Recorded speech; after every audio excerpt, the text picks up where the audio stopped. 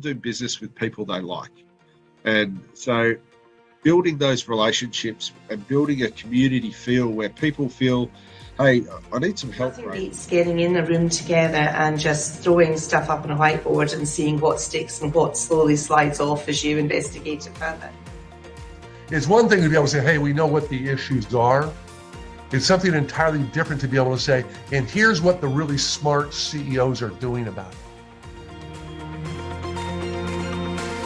A slightly unusual episode of The Mind Behind this week.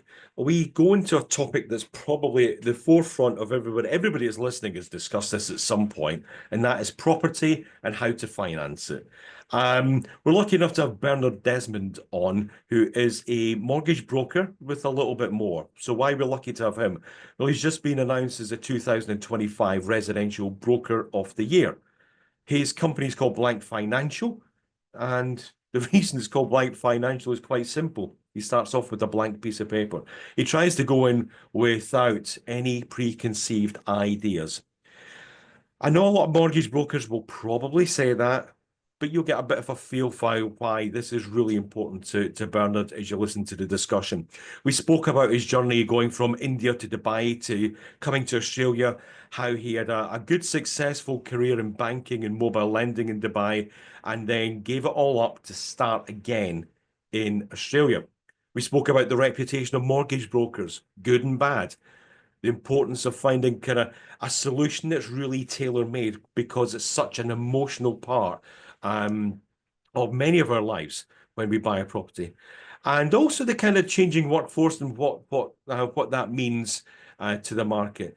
Bernard has reflected really openly on his personal journey as a first-generation migrant, and then finally shared three key traits that has stood him out and got that award. I'm just going to repeat it: the 2025 Mortgage Broker of the Year. He shares three key traits for success in that industry. Let's hear what Bernard's got to say. Bernard, really good to see you again. Thanks, Graham. Appreciate the opportunity. Now, look, but I can't start this without kind of acknowledging the Australian Residential Broker of the Year. How does that feel? Now, it's a privilege to be crowned as the winner earlier this month in Sydney. So, it's a credit to all the work that not just me, but my team and the support shown by many of my customers. So it is a humbling experience to be Residential Broker of the Year. Thanks. Look, I'm sure this is now we've got a whole range of people who say, I want that, either next year or the year after or the year after. Give us a bit of background, Bernard, just kind of where have you come from? How have we got to this point? Yeah, sure. Look, my background, I've been in Australia for 13 years now. So 2012 is when I migrated to this great country with a lot of hopes and dreams, filled in 2 suitcases, just me and my wife. So 2012 is when we came here. Prior to that, I worked in Dubai for a good 9-year period. So yeah, it's been a great journey in Australia over the last 13 years. Started at the bottom of the food chain in banking. It was hard to get my first job in Australia as a lender because I didn't come with any local experience, or I did not have any local networks. So I had to overcome the challenge of, with recruiters and a lot of leaders who were looking at hiring. Hey, you don't have any networks over here. How are you going to do this job? And my always response to them was, I didn't have any networks even in Dubai. I'm originally from India. So I studied in India, born and brought up in India, went to Dubai in search of a professional career, and I built my network over there from ground up. And here I was doing it again in Australia at age 30, and I was overcoming the same challenges that I overcame in my early 20s in Dubai. So I had the belief that if given the opportunity, I've got the work ethic to prove myself. But everyone was looking for something else. So I started at the bottom of the food chain. I said, I have to pay the bills. So I started working as a personal banker at Westpac. Wasn't the ideal role that I wanted to do as a lender, because I always wanted to be a home lender, helping customers buy their home. But that was not the job. I started right at, doing customer service jobs and, greeting people as they walk into the branch. Hated it every single day. I wanted to pack up and go back to Dubai. The first 6 months were probably the most difficult part of my journey. But I think it really gave me a solid foundation to, keep trying. And eventually I cracked it, and I, kept trying. And the role that I received as a mobile lender came in the most unorthodox way. From LinkedIn, I actually sent an email to a recruiter to a hiring manager directly, and I sent that email and I had forgotten about it. I did not expect anything because I was constantly trying, and that email resonated with this person. He called me after a couple of months, and I went from being a personal banker to a home lender. My first job in Australia in 2012 was $48,000. And then taxes were to come out of it after that. They still expect you to pay taxes. What's that about? And I came from a country where there were no taxes at all, So, so it was a cultural shock to me in the way how things work over here. After being set up and successful in Dubai for many years, you come and start all over again. I was taking 2 trains to get to work, so it was not a straight path as well. But here we are, 13 years later, and I think I'm happy I made the decision to stay back. You look happy, and that's probably the big thing, isn't it? Yes. So was that the biggest shock, paying taxes in Australia when you got here? Not so much pay taxes, because Australia is a great country to live in, and it's got a lot of resources and everything to offer. So all of this comes at a cost, and Absolutely. each one of us has to contribute. So it was not so much the tax structure that I was getting used to, but it was just the mindset that I had to do it all over again. Like I knew that I had proved myself as a lender. I worked for Barclays Bank in Dubai, and when I came to Australia, no one would give me a job in lending. I mean, lending is getting a home loan, whether you're doing it in Dubai or Australia, it's the same. It's the same principles, but everyone wanted, existing networks, so, that was the hardest part to get over. I suppose that takes me into kind of, and I mean this in the nicest possible way. What was it like getting that ego hit? Because it is an ego hit. You were successful in Dubai. As you said, you had to, start at entry-level jobs. You're then on a salary, I'm going to guess, much less than you were used to. Then you're paying taxes on that as well, so it's coming down. And then you've got this kind of journey to work and all these expectations. How big a hit was that on the ego? It was a bit, I mean, I questioned many a time, especially when things get hard. You question, have you made the right decision? I wanted to go back to my comfort zone, which was, because my employers in Dubai were quite kind and said, if it didn't work, just come back. You've always got a job. So, at many a times I wanted to go back, but I knew, if I just persevered, and I was young. I was, 13 years younger. We didn't have kids. So, I could take more risk. And I knew that if I, just overcome this period, this will be a better investment than just going back to what I had left behind and come to Australia in search for. I wonder if that makes it. I wonder if that makes it more difficult knowing you had a route back. Because if you didn't have a route back, you would just have to make it work. Yeah, There might have been a little bit of a battle there. Yeah, it was, but I think we had good support over here as well. My wife, her family was here, and look, as a young 30-year-old, I was looking to establish myself in a country which I could call it home forever. And I think there was a strong sense of why. So, on one side, I had my wife's parents over here who were supporting us. she wanted to obviously come back and live closer to her parents. So that was a strong, why. And then we knew that, Australia has got a lot to offer, as compared to, other parts of, where I lived in Dubai. So, I was happy to, take the risk and roll with it. I was going to ask you, what was the motivation then? It feels like you decided before you got here that this was the place for you. Yes, yes. Yeah. Now we always knew that we would come to Australia. We had been coming to Australia for a number of years Okay. prior to actually making the move. And it resonated with both me and my wife. It's a great country to bring up your family. It's a safe place, and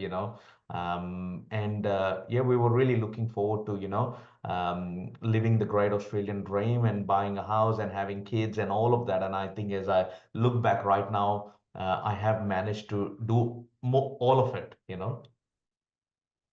mentioned earlier that you were constantly trying. Yes. When was the point you went, actually, I think I can make this work? Yeah, I think when I got my first break after working at Westpac for almost 6 months, that first break into a mobile lending role, helping customers buy their homes, working in a bank. So I went from Westpac to ME Bank. And that is when I actually believed that, okay, now I've got the opportunity, I've got the job that I want to do. I've got the flexibility. It was a great role. I went from, really putting in, just to give you some context around numbers, I went from $48,000 salary to 75 very quickly, Big jump. So in my head, I was like, okay, this is good. And now I'm in a sales role, so where you've got incentives. So, you're not just relying on your base salary, but you've got also bonuses and commissions on your performance. So, I was out there, so really, ME Bank gave me the opportunity. And for me, it was all about just going out there, meeting one customer at a time, having one conversation at a time, and one deal at a time. I just built it over time. I was never shy of how far I was going to see that customer, because ME Bank had provided me with a company paid car, fuel, all of that was provided. I had time on my hand. We didn't have any kids then. So, I really just went out and, put in the hours. And over a period of a year, it stacks up. If you're consistently putting the effort day in, day out, and over a period of time, you will see the performance come through. What gave you that drive? Look, I came with nothing to Australia, so there was a sense of, drive to make this a home. There was a sense of urgency to prove to myself that I can do it. Like, I can buy a house, I can have kids over here, and I can build a business. So I wanted to build something for myself, which I can call it mine. And that sense of curiosity and urgency just kept me going. It's really interesting because, as you know, I work a lot with sales teams and all different types of sales teams. And there's always seems to be one of the things is a lack of sense of urgency, a lack of like, just do that extra bit right now. Yes. And I found that in the UK, found it in the US when I was there. And I do find it here in Australia that there is sometimes that I'll do it tomorrow kind of attitude. Yeah. Or, I think, we'll give them a call next week rather than just do it now. yeah, no, I think, Graham, I can confirm to you, and I've said this to many people, I'm probably not the most talented person. I'm not a surgeon or an aerospace engineer, or, like growing up in India studying, I was not the most studious, but there was always a sense of urgency because I saw my parents, run small businesses, and I saw how they operated while I was growing up. So I think I put, my success to really three key pillars that I do consistently even today, to this date, which is showing a lot of empathy and compassion to my customers in, really listening to their needs and understanding and giving them the comfort that I'm here to serve them. Having a good understanding of the product knowledge of the banks and lending products that we service, having a good understanding of, what we bring to the table. And the last one, but the most important one, is having a sense of urgency in life. Like, if I'm getting a lead coming in through a referral partner who's a real estate agent, hey, this person's putting my name in front and sending a business opportunity my way. My utmost duty of care over there is to get on the phone and make that contact to this person and acknowledge that I've received their request, and make sure that I can take that conversation from just an inquiry to an actual transaction. Yeah. Because and you'll be surprised how many people respond back saying, "Oh, that was quick," and that's the first thing that you hear. "Oh, hey Graham, I've just been given your details from XYZ. Yep. Oh, that was quick. I just literally spoke to him, So it really sets the tone, and they know that, okay, the first impression is, he's acted quickly, he's here on the call, and then you can take on from there and build a relationship with that person in every interaction that you have with them. I suppose that builds both your credibility, but also who's past you if they've done that quickly as well. Correct. So I suppose the big one now is, how did you build your network here in Australia, and was it different on how you did it in Dubai? No, same. I think for what we do in home loans, this is a people business. Absolutely. I mean, loans is what I, service or sell, whatever you can call it, but this is a people business. If you can meet more people, you're going to end up doing more loans. This is a contact sport. The more contacts that you make, the more loans you're going to write. So for me, in the beginning, it was all about, okay, where there's an opportunity, so we were fortunate at Amy Bank. We used to get a lot of inquiries in the early days with customers calling in the bank and saying, I want to, buy a house. Can we speak to a mobile lender? I want to refinance. Can we speak to a lender? And those leads would come from the contact center to randomly to mobile lenders. And we had a team. I mean, there were, 20 people in the Victorian mobile lending team. And there were a number of, mobile lenders who were really experienced, who were there for 10 plus years. They're successful, they're comfortable in their position, and then there was me, who was really new, full of energy. Nothing was too hard, too small, too far. So I just really made my value offering to these people who were established was, hey, anything that's too small, too far, too hard, give it to me, I'll do it. I know you're probably not motivated enough to do it because you've got so much coming your way. Just give it to me, I'll do it. So I picked up a lot of crumbs along the way in my early days, and I built a business out of it, So one customer at a time, and from that one transaction, you do come across many other people, because in every transaction there is a customer that you're serving. Yeah. There is an agent that is selling the property. There is a conveyancer that's doing the legal representation. There's so many stakeholders, and that one customer has got a network of, every person today might have 20, 30, 50, 100 people that they can influence and talk about your services. So for me, it was about, okay, how do I service and give them really good service so that they can talk about me and my offering to any of their friends with confidence and share their experience. I know you've got other people that work with you. You mentor other people as well. I get that. It's almost counterintuitive, isn't it? Yes. It's when we talk about building that network, and I find so many people. I regularly talk about. Absolutely, it's definitely a contact sport, but never lose that that naivety of, I'll take that one that's a little bit too far, or that one that's not quite the value I would like, and I'll just go with it. How do you get that message over to someone else who traditionally in sales we're taught to look for the opportunity all the time, and kind of it's always the shortest road to getting that sale, rather than let's play, Yeah, let's yeah, play the medium game here. Let's yeah. kind of Look, let's step back from it.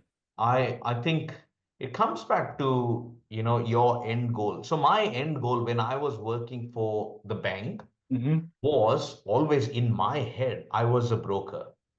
Yep. My end goal was always, hey, I am eventually going to start my business. And if I just did the right thing by the customer, these customers will follow me wherever I go. So even to this date, you can't be looking for every conversation to convert into a sales transaction. You have to go from an angle of understanding the need of the customer, serving them, giving them value, building credibility, and you do it over a period of time, and that's how you earn their trust to win their business. So this is not for me, this is a long game, this is not a short game. So but I fortunately happen to be in a line of work that everyone at some stage in their life would need some kind of lending. So, if Yep. they're looking at buying a house, so I jokingly say anyone who's vertical and breathing is going to be my customer at some point in time. So if I can just tell them what I do, Yep. and become a likable person that they trust and like, uh, that's how you'll get the opportunity when they're ready. Buy homes. Sorry? Why homes? Why helping people buy a home? Why is that? You mentioned it a couple of times. Why is that so important to you?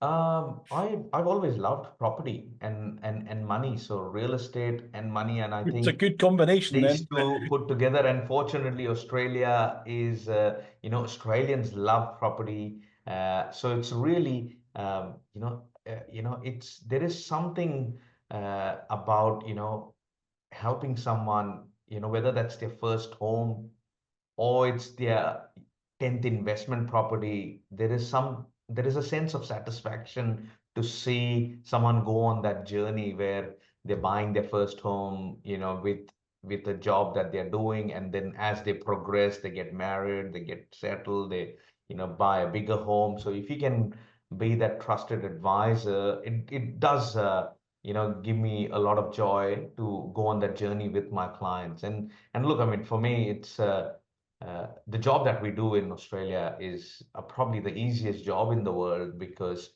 I don't have to sell anything. I am servicing, and I don't even have to ask the customer for money because I get paid from the bank.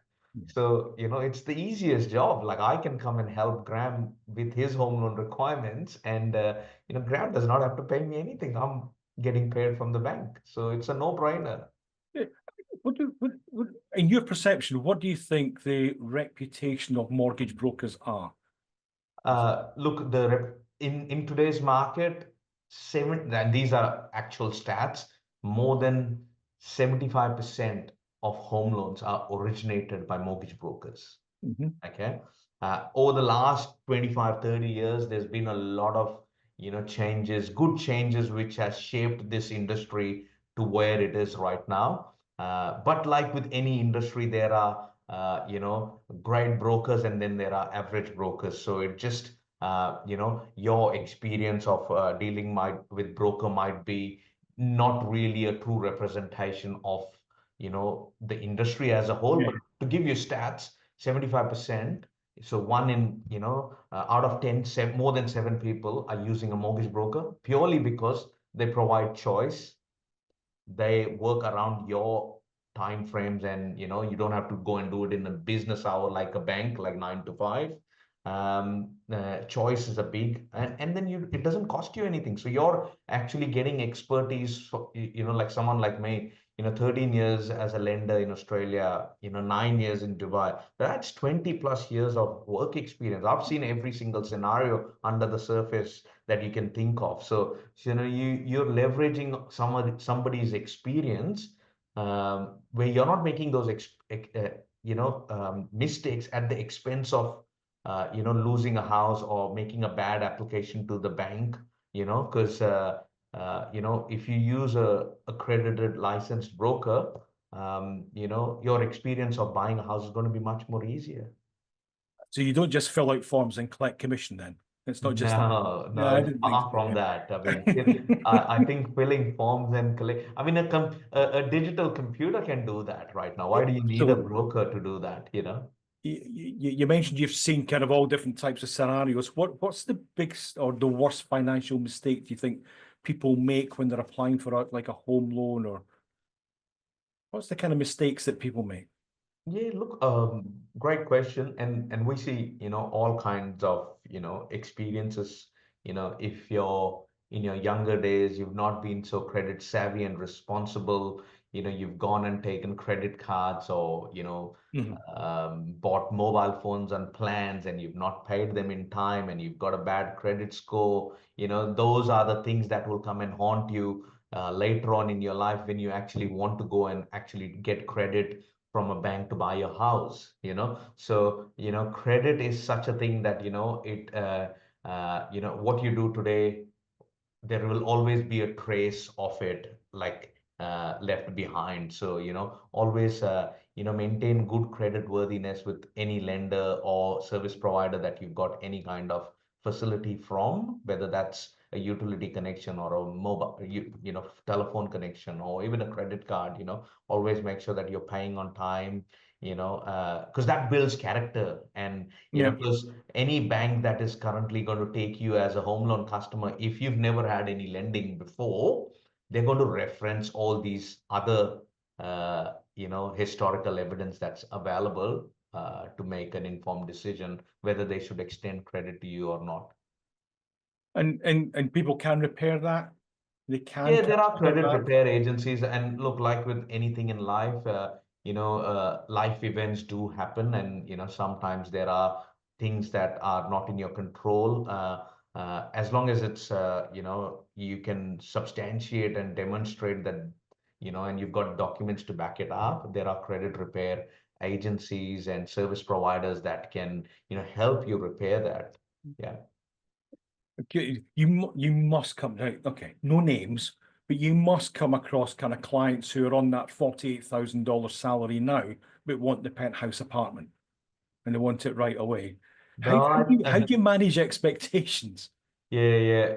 Look, I think, most customers are quite responsible. Like, I think when we come across, especially in the home loan space, people are quite responsible with, the level of debt that they're taking. Yeah, And if it does not pass the assessment test, because most of the banks are stress testing customers, like, your repayments today could be, $1,000 at a 6% rate, but banks are stress testing you at, 9%. Can this customer afford this, if the rates went up? So I think, we've got enough uh, rules in place where we can, see whether the customer is going to be able, whether they're living in their means or extending yeah. themselves.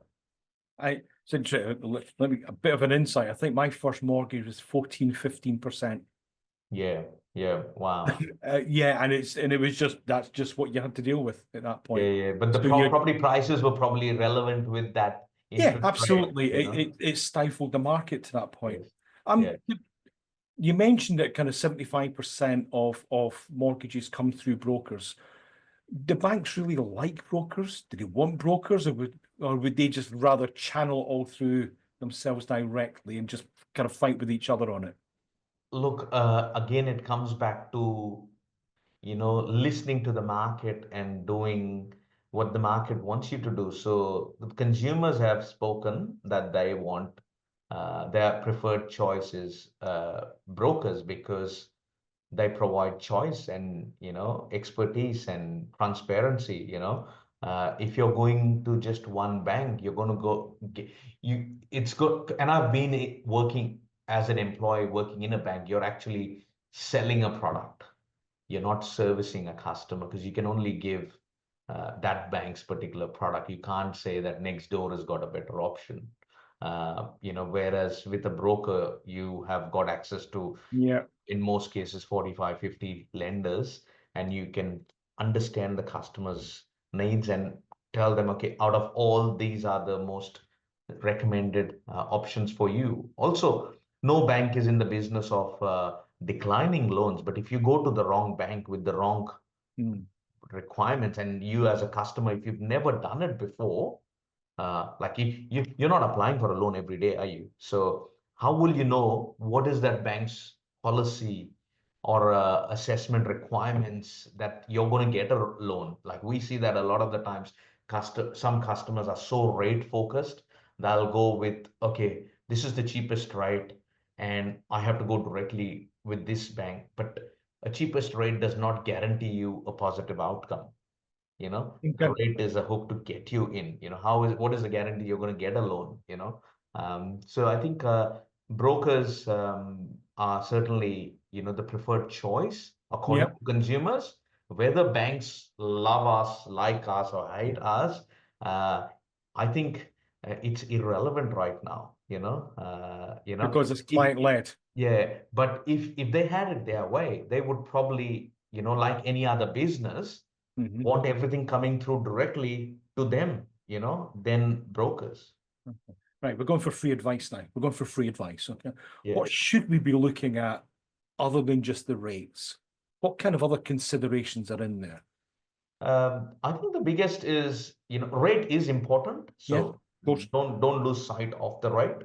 But you have other things that come into play, like, how quickly do you need a decision? So if you're going to an auction on the weekend, no point going with the cheapest bank who's going to take 2 weeks to give you a decision, because by the time they give you a decision, the auction's gone. Yeah. So how quickly can you get a decision, and the most importantly, how certain are you that the loan is going to be approved? Like we see a lot of every customer's got a different unique situation. So they might be salaried customers, but they're new in their role. Some banks don't accept new employments, others will accept even 1 day employment. For self-employed customers, some banks would require 2 years tax returns or historical evidence of their capacity to earn that income. Other banks would do it with 1 year. So as a consumer, how do you know all of this? But the broker doing this day in, day out has the product knowledge to understand. I think the role of a good broker is to understand the customer's requirements and match them to the right lender. You mentioned auctions there. That this is something that's kind of new to me. Is how much of the market is auctions rather than a guide price or kind of a fixed price. Yeah. How easy? I've been to a couple. How easy is it to get carried away with an auction? There's one in particular. I remember it was. I think the guide price was something like 2.2, and it seemed to be settling about 2.2 million, and all of a sudden going up in 10,000 increments, it finished at 2.8. Yeah. And it was just like, wow. Yeah. Yeah. Now we see that. I think it's always the case. I think auctions bring in urgency. It brings in competition. Yeah. It brings in, and obviously when customers are buying a house, if there is an emotional connect with the house, they will, push that little bit more. And I think you just require two people to compete. And then before you know, it's a battle of ego. Because that's absolutely what I saw that day. And you saw it just, I think it was actually going up in something like $2,000 or $3,000 increments at one point. Yeah. And it just kept going. Yeah. So I think, now auctions, we see that all the time with, agents, especially in Sydney and really some parts of Melbourne where it's always auction, so. Yeah. It It's does. certainly always auction. It seems to be always auction in Sydney. So you're working with clients before that, getting them ready kind of to know what's the pot they've got to play with. Correct. Yeah. You- Look, my job as a mortgage broker is to put the client in the best position so that they can confidently bid at auction, knowing that they've got the finances secured once they've purchased. Because auctions are unconditional. You can't retreat from an auction. You can't say, "Oh, sorry, I changed my mind."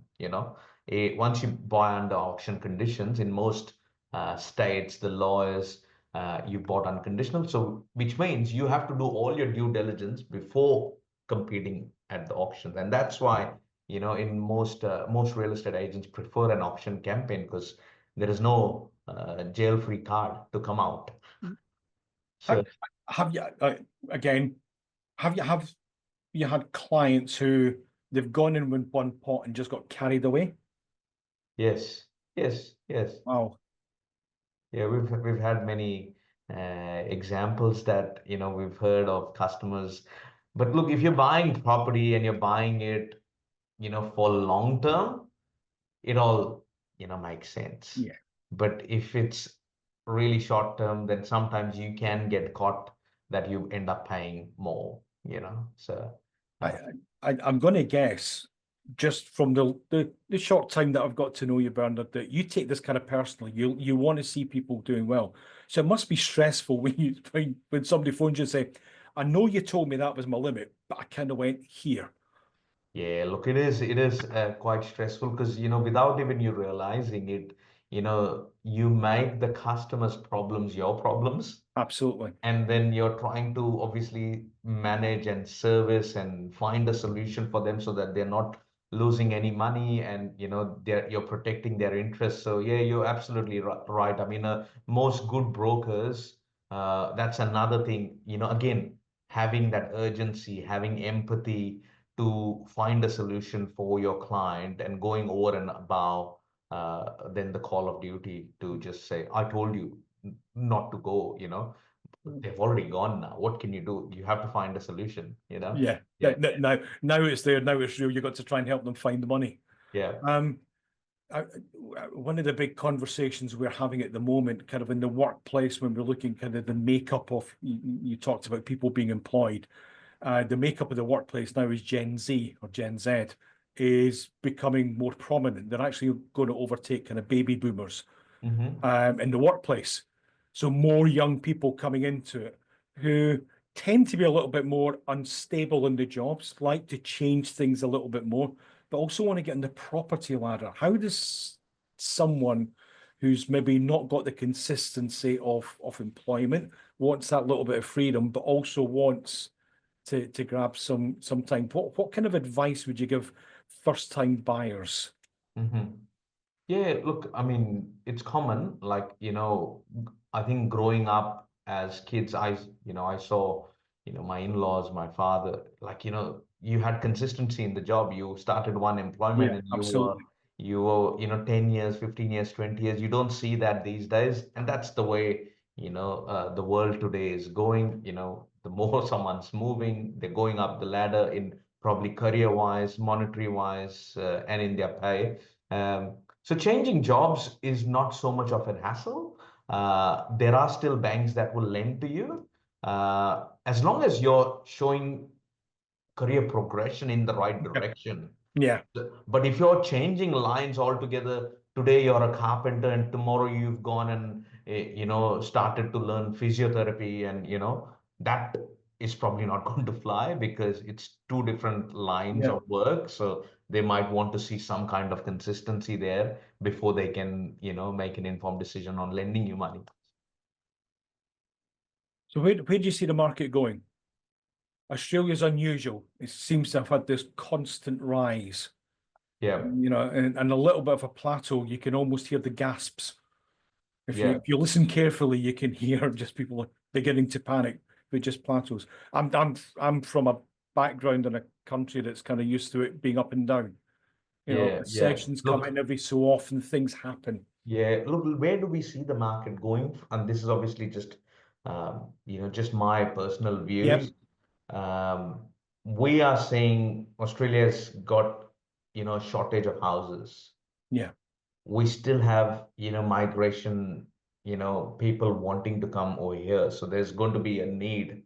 So the demand for houses is far greater than what the supply is.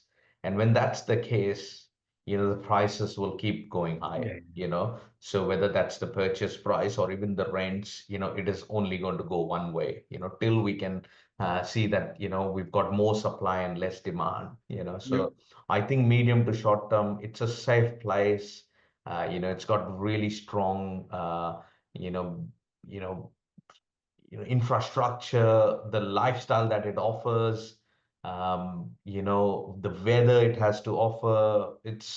I don't think so. There are many countries that can give you all of this, and still, like I come from India, and I think India is more expensive in some capital cities in India is more expensive than properties in Melbourne or Sydney, you know. Wow. So if you compare, you know, hey, what are you getting in return for that living uh, in India versus what Yeah. you're getting in Sydney or Melbourne? I think far greater opportunity still in Australia. I think property market will still go strength to strength. Bernard, we talked a lot about the market, about what's going on. I find it fascinating, genuinely fascinating what happens here. Just a couple of questions, just back to you. What what what kind of personal sacrifices do you think you've had to make Mm, to kind of get to where you are? I'm thinking more over kind of the last 13 years. I mm, get that you moved from India to Dubai and Dubai to here, and that's a big shift. yeah. Well, what's the personal sacrifices you've had to make here? Look, I can reflect back now and see uh, all those sacrifices have paid off for good, and it's afforded me and my family a lifestyle that I could only dream of, or had the vision to dream of, and hence we've been able to achieve it. But the sacrifices have been, you know, growing up, as my kids were born, like my son was born in 2014, my daughter was born 2015. You know, I probably missed out on a lot of the early days of, you know, because I was out there, you know, as the head of the house, earning, you know, and trying to keep everything Yep, going, you know, as a first you know, I came here as a migrant first, so I didn't have it all handed over to me in a plate. You know, my kids are now born here. They'll probably have a little bit easier pathway, I would assume, from here onwards. But yep, yeah, a lot of sacrifices in the time, uh, you know, a lot of work after hours, a lot of also, putting yourself behind, like health wise. I think, you know, when I came to Australia, you know, I did not have, you know, any health complications. And then, you know, you ignore your health, you ignore your lifestyle, and you're just working, working, working because you have to provide, you have to find yourself, you have yep, to support your family. You put yourself last, and then in the process, you end up, you know, I can be open and honest over here. You know, ended up with type 2 diabetes, you know, purely right. lifestyle you know, problem, you know, Yeah, yeah, but, you know, put on a lot of weight, you know, so those are the choices that you know, but it came at a cost. So those are the costs that I've had to trade off.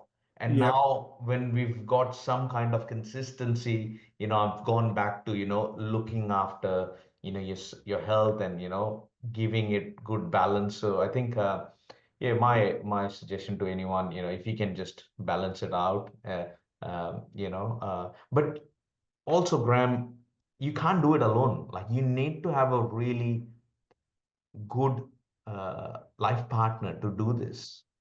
Like, you know, you can't be successful at work if you're not successful at home, you know, because what do you do at home, you bring to work, you know. yeah, So I think I've been fortunate that my wife of 17 years, she's been very supportive, and together we've made, you know, while I've been away from home doing the work, she's managed the home front and looked after the kids and always been there. So it's teamwork. You can't do it alone. that's an interesting observation because it's something that I've kind of come to the conclusion of probably quite recently.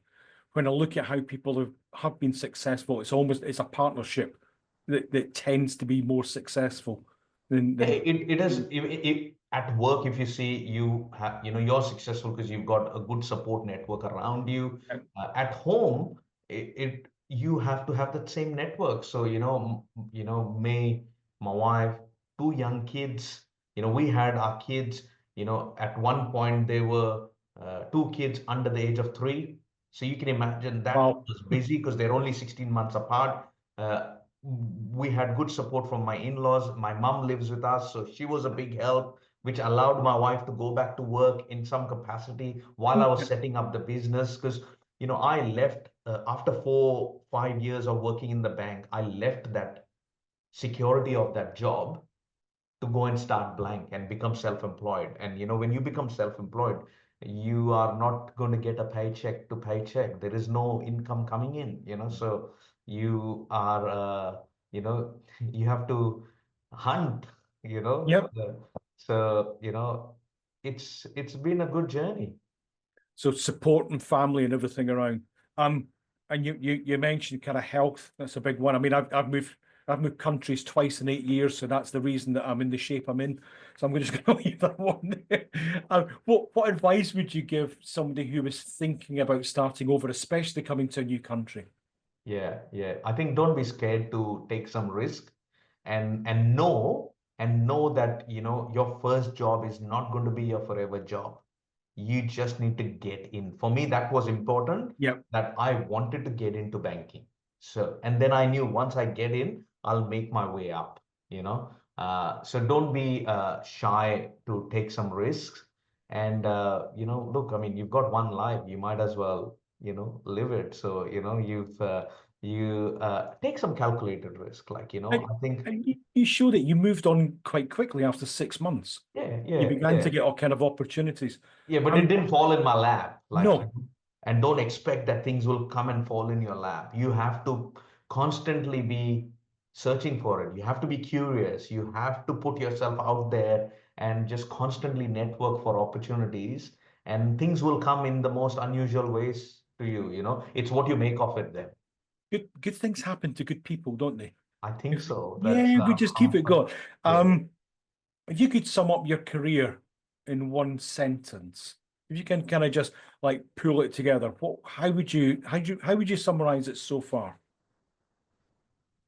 My career in one sentence. That's an interesting one. No one's ever asked me that. So, um, uh, look, I would say fulfilling. I, as an individual, I've had a very fulfilling career, and in a short period of time, Yeah. I've had the opportunity to experience a lot of great things. So fulfilling would be the one word that comes to mind. Nice. This is kind of always something I ask, and we ask on the show, just really to get an idea of what's behind. We can all be really good at what we do, whether it's mortgage broking or an engineer or whatever it is. I'm curious, what in your mind is the traits that are needed to be a good mortgage broker? To be, I mean, the best. You are the top mortgage broker in Australia. Yeah. So what are the traits do you think that are really necessary to be successful? I think 3 traits that come to mind straight away, and empathy and compassion for the customers, lenders, whoever you're servicing, having the empathy and passion, having a good understanding of the products. Because if you're not an expert in the service that you're providing, then what are you really bringing to the table? And the last one, having a sense of urgency. You just need to, no one's going to have that sense of urgency. So if you can own the problem, own the situation, and make it yours, then the customer or the people that you're serving, they will have full faith in you. They will know, this person's got your back. I'm really interested. Compassion for the lenders? Yeah. Yeah, look, I mean, at the end of the day, on the other side, they are individuals, human beings like you and me. Completely agree.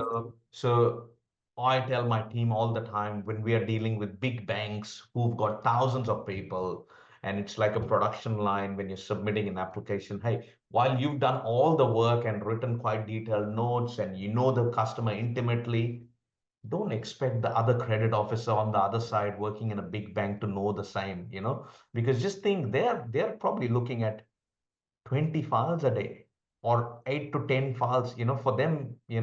So if they are asking something that you've already provided, just listen and just make it easy for them to say yes. If you make the other person's job easy, to say yes, that'll make your life easy. I'll tell you honestly, Bernard, my sales team here is going to think that this has been a setup. Just make it easy, give people good information. Yeah. Make it easy for them to say, yeah, let's go ahead with it. We always say here, give people enough information to make a good decision. Yeah. So for us, it is, if you've given the information, don't on the phone complain and whinge to them, say, I've already given that. Why are you not reading it? Oh, no problem. Okay, just give me your email address. I'll send it to you. Yeah. If you come to their level and work with them, yeah, and they know that, hey, this is a nice person, I want to, they'll go above and beyond to help you, Again, it's a people business. If you can understand people, game changer. Generally, love that. Show compassion for the lenders all the way around. Yeah. It's a way of being rather than a strategy or a tactic. It's just who you are. Yeah. And look, there is a time for everything. At some time, you have to push your agenda and have to make a point. But, you can't be doing that all the time. If you're making a point with the right intent, yes, it's going to make all the difference. Yes. Final question. This is one that again we always ask. What's a challenge you would throw down to someone who was maybe setting out in their career, or kind of maybe even at a crossroads? What's a challenge you would set out that wouldn't be natural for them to do? Maybe even around networking or connecting. What's something that they could try that might just be out the comfort zone ever so slightly? Yeah. That might just make a difference. Yeah, go and see 2 new people every single day and do it for 6 months. 2 new people.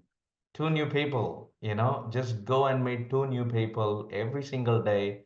Have to be new, so can't be repeat, and, tell them what you do and, how you can add value over a period of, 1 week, you'll see 10, before you know, it will add up, this is again contact sport. So, for us, I work a lot with the real estate agents who are my, key referrers. So they actually come in contact with a lot of buyers who come through the properties that they're selling. So, for me, it's about going and meeting these agents, going and meeting the existing ones, but also going and meeting newer ones, who don't know about them. So 2 new people every working day for the next 6 months. So that's 250, 260, 270 people. Where can people meet them? What do they need to do? Meet them at a coffee shop, meet them, anywhere, just give them, value, obviously you can't just be going randomly and, think about, Yep. What does that look like? Okay. So for Bernard, it was important to niche in one particular industry, which was real estate. I wanted to work with real estate agents and I wanted to work closely with them so that they can refer their clients to me. So, make a list of people in your area. Who are these agents? Do a little bit search on them, connect with them on socials, start interacting with them. You can digitally interact with people, Yep. like them, comment on them, and make yourself familiar. And then, if you want to slowly, or you can just pick up the phone and go and meet them, So sales is, I find sales is so amazing. Like if you can just go, and most of the times, it all starts with one conversation. We make it hard in our head that, oh, what if, so we're already, just call with no expectations. Just call and see what happens. I suppose that's a big one. No expectations. Just meet the people, see what happens. Yeah. Bernard, it's been an absolute pleasure. You've given us some real nuggets to think about over the last, I don't know, what, maybe 45 minutes or something. I don't know how long this lasted. It feels like it's been too short. But thanks so much for being so open and giving us an insight into how you approach things and what's made you the broker of the year. Thanks, Graham. Appreciate the opportunity. Thank you so much for having me on your podcast. And hopefully we can have you on again at some point. Thank you. Look forward. Take care. Bye-bye.